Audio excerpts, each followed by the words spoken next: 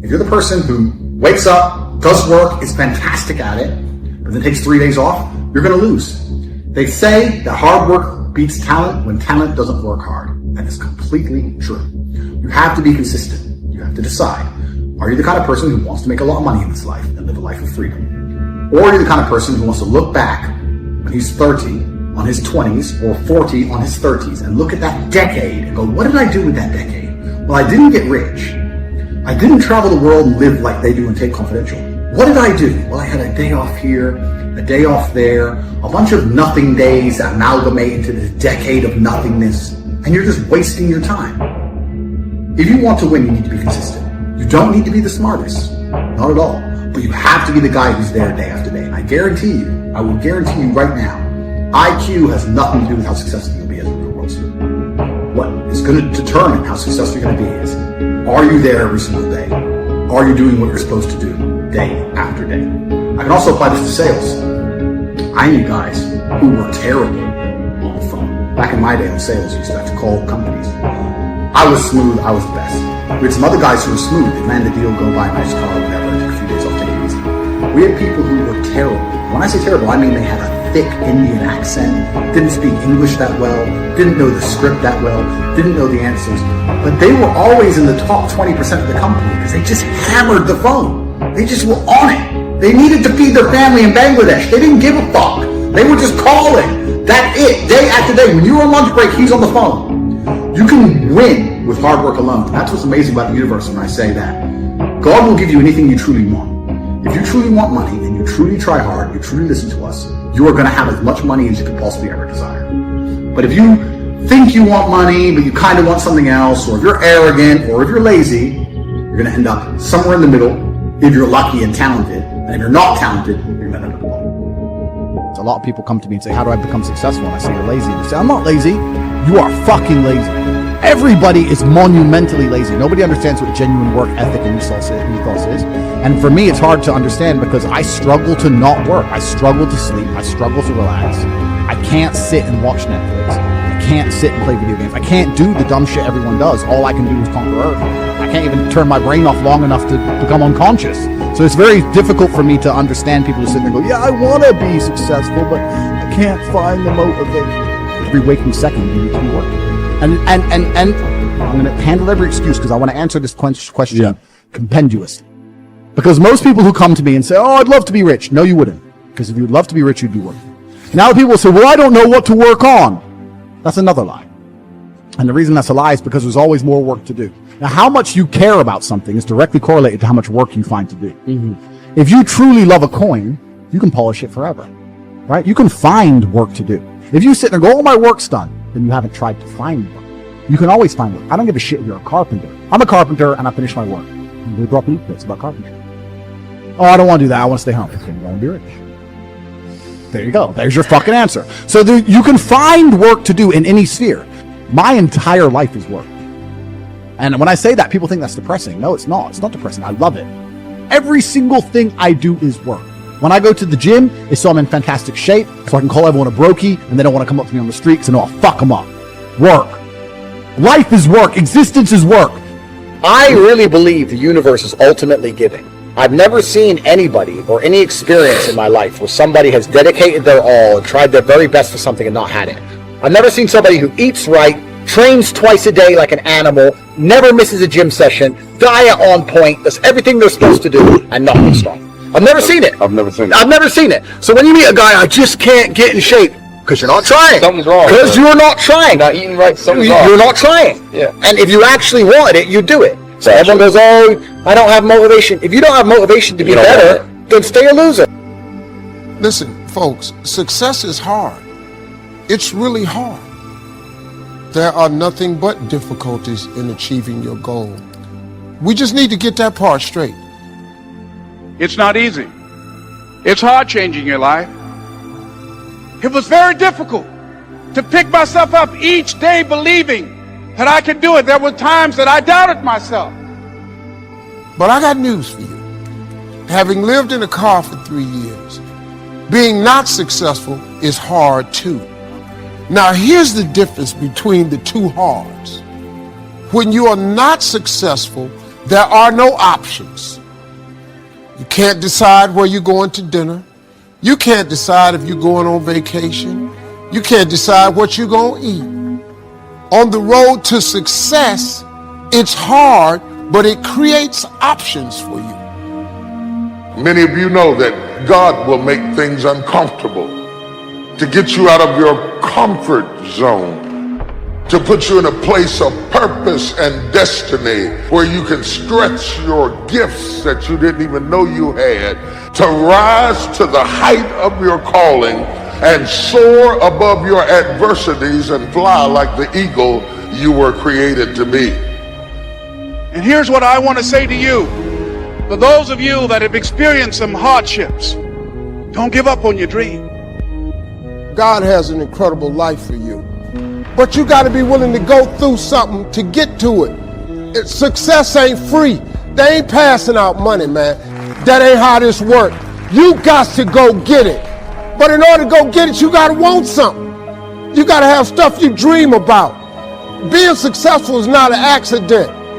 You know what I can't stand when I hear Christians say, if it was the Lord's will, I would have had some money by now. No. You can't dump that on God.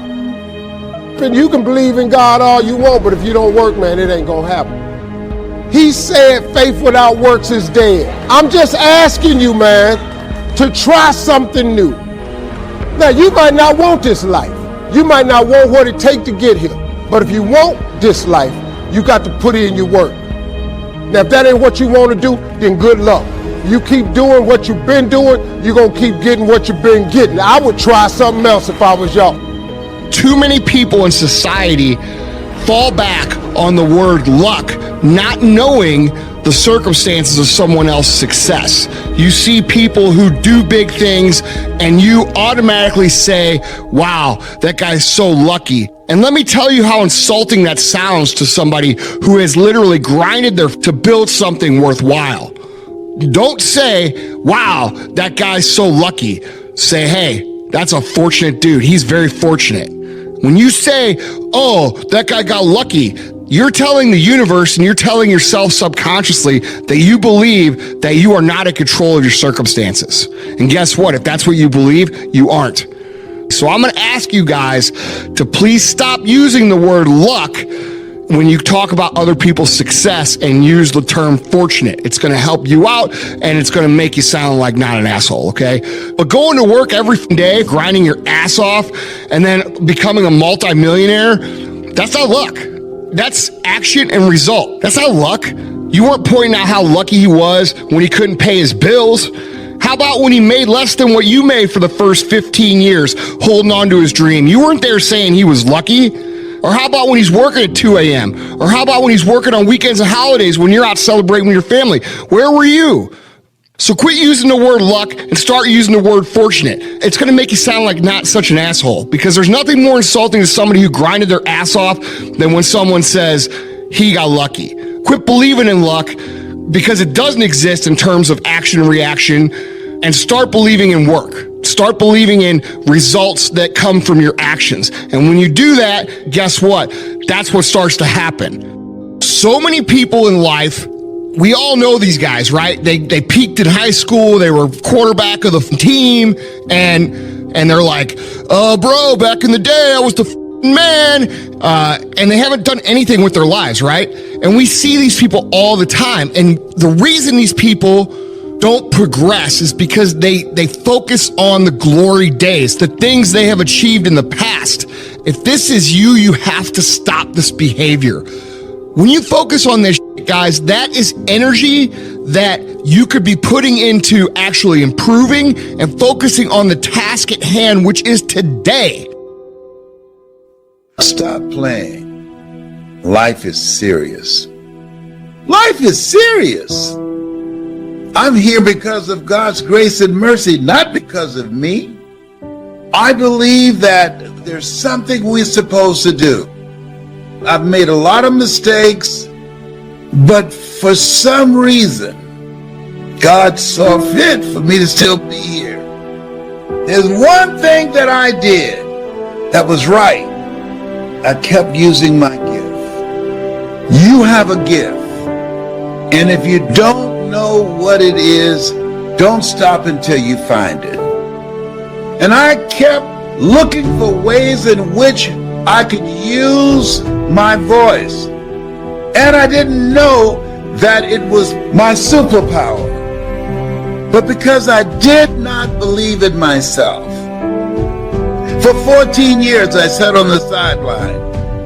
In life, when you don't have enough courage and insight to know that where you are is not your rightful place, life will move on you. And I'm saying to you, if you've had life snatch the rug out from under you, it's not over until you win. Listen, everything that I've experienced has caused me to be this person that I'm still here. The good, the bad, the ugly, everything. I'm still here. I'm not taking the dirt now. 4th stage cancer. I'm still here. And I'm not through yet. The best is yet to come. It's the best day of my life. And don't judge what the possibilities are for your life based upon where you are right now. Your true place is where your thoughts can take you. Say that to yourself, this is my time, even if you don't have no money to rub together. In order for you to reinvent yourself, you've got to let another mind be in you. Because the mind that you now have does not serve you. You have greatness in you. And you just got to stop playing around and get serious. People that are serious, always looking for a way to win. What if all of us, when something happens to us, rather than say, I can't do it, I don't have the money, I don't know the right people, what if all of us decided, that's what life is about. Keep moving. You face no's and rejections every day. Keep moving. People get more excited about a sporting event than the life that's in them to manifest their greatness. That's the reason that Dr. Miles Monroe said, rob the cemetery of your gifts. Most people are mentally dead. They're just following the crowd, following the follower. There are forces and systems designed to destroy your sense of self. And in order to get out, you got to be hungry. My message is not for everybody. It's for people who've said, as I said one day, there's got to be more. Stop playing. Get serious. People get hung up on the fact that I'm not a millionaire yet. But hold up, man. There's joy in the journey. How about if you celebrate making $50,000 a year? Don't you remember when you didn't have that? See, there's joy in the journey. People get bogged down with I ain't a millionaire yet, and they remain unhappy. And now you block all the rest of the blessings God got for you. The more you're grateful, the more he gives you to be grateful for. He's not going to keep giving you stuff if what you got you can't handle already. You kill more blessings by not being grateful. That's the number one blessing blocker, lack of gratitude. You know what I learned? You can't cry about what's on your plate when your whole goal was to eat.